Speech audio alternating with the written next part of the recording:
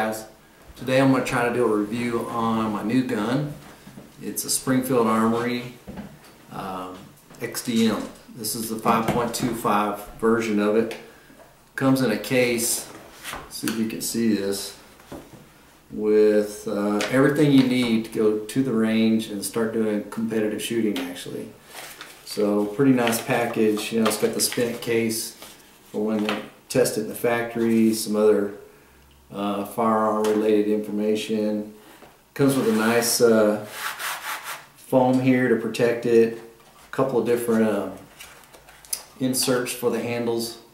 You can see there. I'll show you on the gun here in a minute where those go on. Comes with 3 clips actually, so you're ready to go. You got, get that out of there. 1 mag there. I say clip, I meant mag. 1 mag there. Another one here. The gun itself, it has a mag in it. A nice lock. I don't use these very much. I've got a gun cabinet case actually that locks up really good. Comes with a cleaning brush inside there and an Allen wrench to help you with adjustments. The kit also comes with a 2 magazine pouch, and it just has belt loops on the back. It doesn't have like the Phobos holsters where they just kind of fit down inside your pants. You have to actually thread a belt through that. It's okay though. Now this is more like the typical Phobos belt holster, and this is kind of a quick draw type holster. It goes on your belt right here and hooks in down on your pants. Then you'll be able just to put the gun in. Before I get to the gun, the last thing is it does come with a mag load assist. This is just a hard formed piece of plastic that helps you push down on the existing bullets inside your magazine so you can get another one in on top.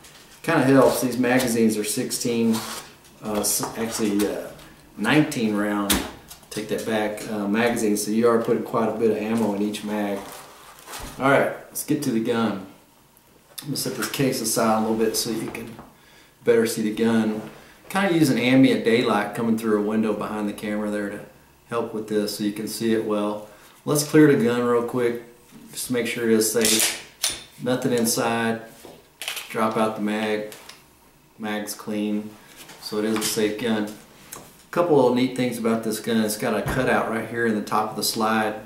And from what I understand, there's no porting on the actual barrel, so the barrel's not ported. It's not going to help you with any kind of recoil or anything like that.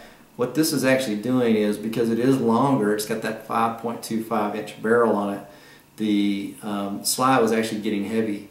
So they've milled this out right here and taken just that much amount of metal off the slide to help with the weight. You know, it is a very light gun. Having said that, just like other polymer frame guns, I mean, the weight is in the barrel and the slide itself. Everything else is the polymer. Has a nice grip on it. Comes from the factory with the middle size grip back on it. Now, again, I pointed out that there was a thinner one and then there's one thicker also. So depending on how big your hand is, and my hand's kind of average size for an American anyway, fits right on the middle one. So I kind of like it. I haven't changed it yet. So that's that. Breaks down really easy. Once you have the slide in the lock position like this, there is a breakdown lever right here that you flip up. So let's flip that up, put it in the up position. You actually pull back, it drops the mag lock, and you go forward. It's that simple.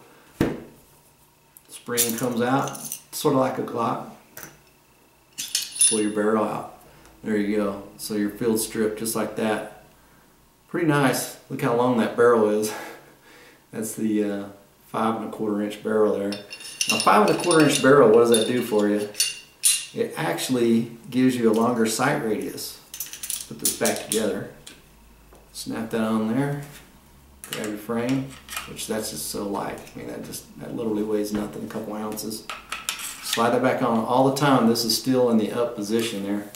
I'm going to go all the way back, and then I'm going to lock it. Okay, just like that. And I'm going to put that breakdown lever back in the forward position. Good to go. See how easy that is? It's a lot like a Glock. I mean, a Glock, you pull some little levers right here and you pull them down, you know. On this one, instead of pulling down on some levers, you're actually flipping this little lever here that actually holds down on some detents inside the gun. Talk about the safety of this gun. It's got a backstrap safety that's kind of like a 1911. And in addition, it's got the same safety lever on the trigger here that's just like the Glocks. So both of those have to be depressed with a good grip and a finger on the trigger to make it shoot. A couple of things it's got is right here on top of the gun there is a chambered bullet indicator. This pops up slightly. I'd say it sits about 1/16 of an inch proud of the surface here whenever there's a bullet in there. So it's easy to know if you have a chambered round. Another thing it has is when the gun has been cocked and ready to go, there is a little nubbin that sticks back here. It's a little shiny nubbin. You can feel it with your finger and you can really see it when it's sticking out.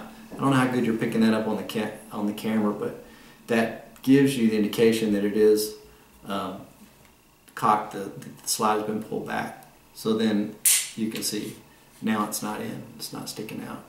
Now that I've pulled the trigger. What else can I tell you about this gun? Magazines are metal. Again, I said they hold 19. They hold 19 rounds. They do have the holes down the back. I don't know if you can see that good. The bottom one's indicating 19. And loading it's pretty easy at the beginning. It gets a little tougher as you get 19 in there. The bottom of it is probably the same polymer that the handle's made out of on the gun. Clicking there really easy. The mag well, it's kind of nice. It does have a little bit of a flare to the mag well right here for fast changes. Lots of competition shooting. You're forced actually to change your magazine during the shoot just to exercise that part of your skills. That's about it. It's a nice gun. It does have adjustable sights. Let me talk about the sights for a minute before I sign off. So up and down elevation is adjusted right here with the screw. It actually shows you which way to turn it for up and down, and it clicks when you turn it. And then left and right windage is also adjustable on that with a Allen wrench, I believe. Yeah, well no, it's also a flat blade right here on the right hand side of the gun. There's a flat blade right in there. So as you turn it in, it actually pulls the sight towards that screw head. As you go counterclockwise, it pushes the top rear sight away from you, or away from the screw head, so it's going to go left. That's how that's adjusted. And the front sight's really nice. It's a red fiber optic sight. And that was one of the things I meant to mention that comes in the case, is it does come with an extra fiber optic sight. And it's long enough, it looks like to me. I don't know what you cut this stuff with, but you could probably get 3 more front sights out of that long piece of fiber optic. So red, I'm sure you could pick up some green fiber optic if that was your choice, but in low light conditions you can really see that sight, and then you're just looking upon a black surface on the back, on the back side of the rear sight there. So it really stands out in that groove. Alright guys, that's it. There's my review for the Springfield XDm 5.25. It's in 9mm, by the way. This does come in 40 cal and 45 ACP. So this is the 9mm version right here. Thanks.